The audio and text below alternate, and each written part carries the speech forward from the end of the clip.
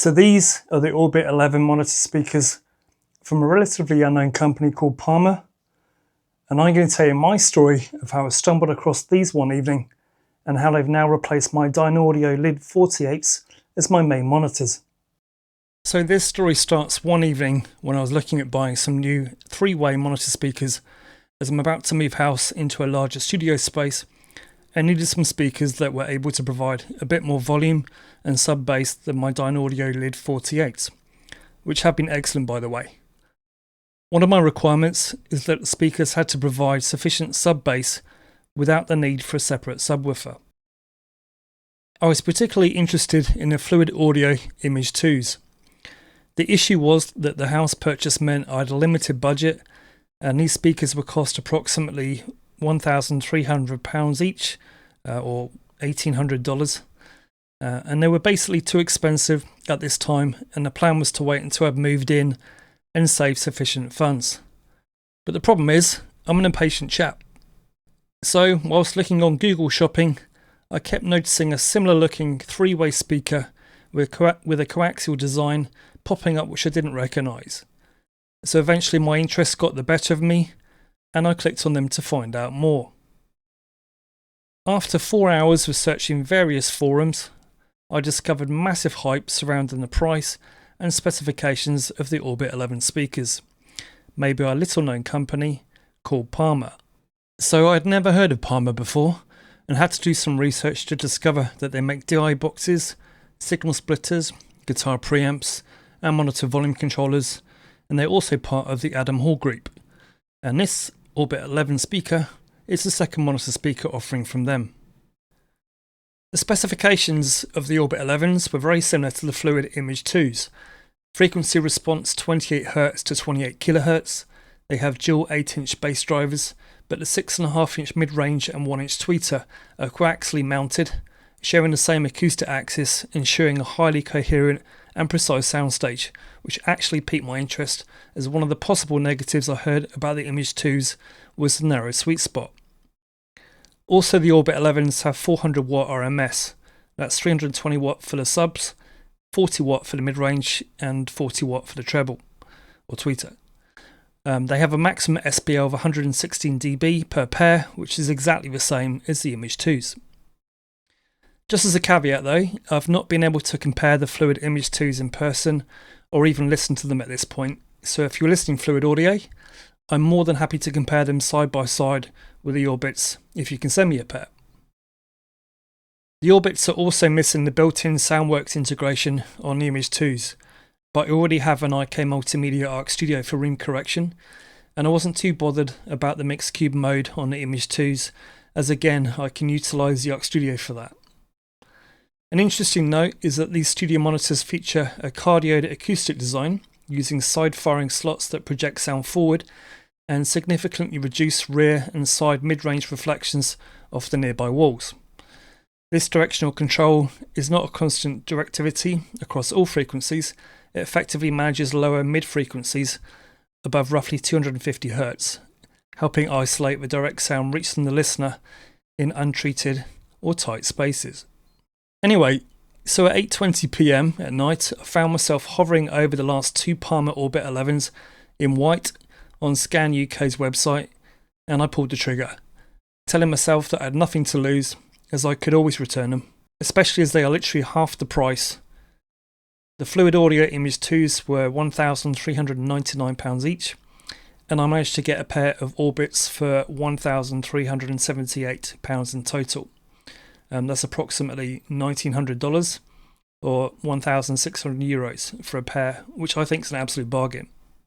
So they arrived the next day, and I proceeded to take them out of their boxes. They are very well packaged, and I especially appreciated the handles on the covering bags, making it easy to remove the 13.9 kilogram speakers. Yes, they are compact but deceivingly heavy.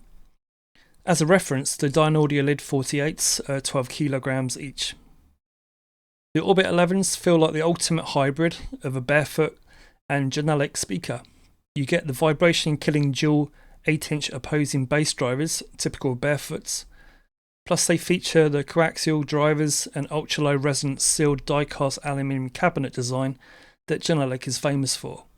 So when I first plugged them in and powered them on, I did some basic listening tests before applying any EQ or environmental placement filters. The first thing that struck me was the huge sub-bass. Although this was emphasised by my standing room wave modes at about 40 Hz, I also noticed more clarity in the high frequencies compared to the Dynaudio LYD 48s. For reference sake, I'm using them as near fields, placed about 1.5 meters away from my ears, in a room 4 by 3 meters, which is partially treated. Got bass traps in front corners and acoustic panels at reflection points. I then ran through the room correction software on my IK Multimedia Arc Studio multiple times, trying different combinations. Some with the Orbit 11 desk and wall filters on, and finally with all EQ and filter set to off on the Orbits. And this seemed to work the best for me in my setting, just letting the Arc Studio perform the legwork. Okay, so on the back of the unit, you can notice the inputs for analog, which is what I'm using. But you've also got the ability to use a digital AS3 connection, which can also daisy chain between both of the speakers if you want that facility. According to Palmer, the latency is 4.5 milliseconds. There are also mounting points at the back of a speaker, and the speakers actually come on rubber feet, which I'm currently not using because I'm using my isoacoustic stands, but actually the feet can be removed if necessary. So one of my favourite features of these speakers is for anyone who's found themselves scrambling behind their desk or trying to get behind the monitor speaker to adjust the EQ and DSP settings, which is especially annoying when you first get your speakers. Palmer very nicely put a really nice screen on the top, which you can get to from the front of the speaker. In fact, I wish more manufacturers would do this. So you've got various settings here. The first setting is pad, which is essentially the sensitivity of a speaker, which goes from all the way down to -20 up until 0. So one of the criticisms this speaker did have was apparently some users were finding it quite hissy. Now I must admit, I haven't had that problem at all. In fact, I have to put my ear right up next to the speaker to hear any hiss at all. But after speaking to Palmer, they've said that actually the -6 dB setting is actually 0 dB. So anything above -6 is actually boosting the volume. So it could cause some extra hiss. So if anyone does have problems with their hiss, their recommendation is to go from -6 downwards. I currently set mine actually at -15. I find plugged into my SSL18 audio interface, that gives me more than enough volume. Means I can normally mix at about 75 dB, and that's given essentially putting my volume control at 50%, giving me more than enough room if I want to boost the volume. The other settings on the DSP include EQ for low, mid and high shelf, and they adjust by -2 dB increments down to -6. And then you've got settings for the actual placement of the speaker. So essentially you've got desk setting, and that gives it a high pass filter at 80 Hz, so you can turn it on and off. And then you've also got adjustments for rear wall positioning. So this is designed to stop the extra boom depending how close the wall is. So the first setting is up to 0 to anywhere to 30 centimeters, and the second setting is from 30 to 50 centimeters. And I believe they are, like the rear wall small distance is essentially a low shelf at 100 Hz.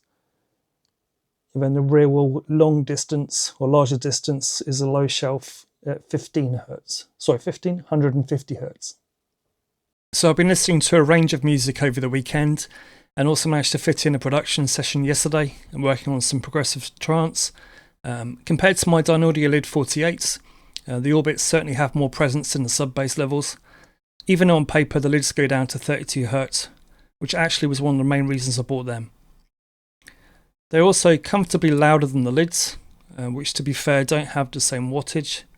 It's been mentioned that if you push the orbits too hard, the peak limiter can activate on the speakers, which is shown on the front LEDs displaying a red light. But I haven't experienced that as of yet.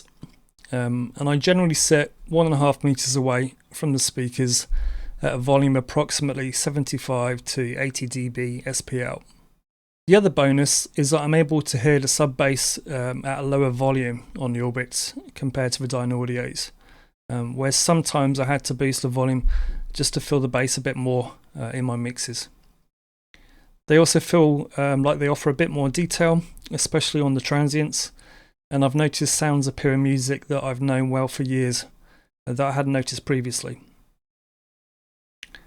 I feel the lids had clearer low mids, and the overall sound of the Dynaudio seems slightly smoother, but not quite as detailed as the Orbit 11s. The same also goes for the high end, and for comparison I also asked my girlfriend to try listening to them. She used to be a music event organiser for live bands in Hungary, and she tried listening to some tracks that she used for sound checks, including Andrea Bocelli and some Enya, and she commented on hearing sounds that she'd never heard before with excellent clarity. I've not found them particularly fatiguing either, which was something I prided my lids for, as I had a music production session for about 7 hours yesterday and my ears still felt fresh by the end of it. So the only downsides of the Orbit 11s are that the stereo field isn't quite as wide and expansive as the Dynaudio LYD 48, although it's very close.